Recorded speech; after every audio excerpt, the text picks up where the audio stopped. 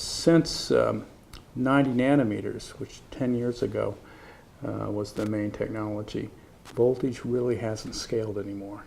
There's sort of a 1 volt wall. Yeah, that's it. And what we've addressed is, how do you go through that wall?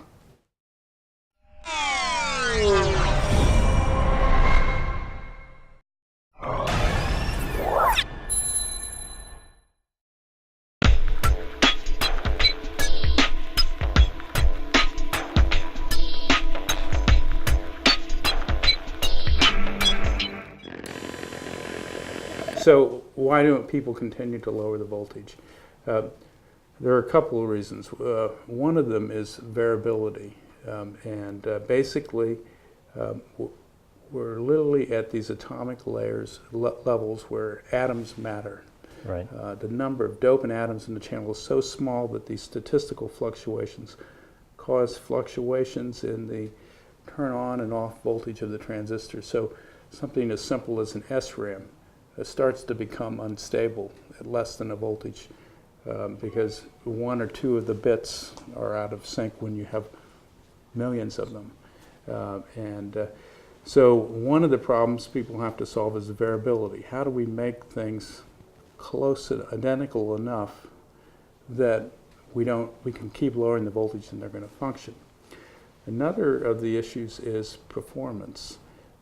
As it used to be, when the transistors got smaller and smaller, you could lower voltage and still keep the field strength high enough that transistors went fast. But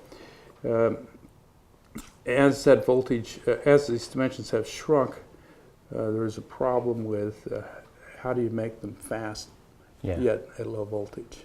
You mentioned that the first spin or the first iteration of this approach starting in 2006 wasn't going to have much commercial appeal. How did you transition when you came in 2009 from that approach to today's SuVolta approach? Right, so when we came in, it was an approach based upon silicon on insulator technology and a different type of transistor called a JFET. And so there really were 2 problems. Or the most basic problem, it was so different from the way things are done today that literally the inertia of the system wouldn't change enough to make that doable. And then there were some technical issues too. Now, when I came in with Scott Thompson had found a technical solution, but it was still our opinion that since it wasn't close enough to the current ecosystem, it would again be too hard to be adopted. But there was the eureka moment, how to take Scott's solution to solving the technical problem, which was variability in the other device, and how that could be inserted in today's bulk planar silicon solution.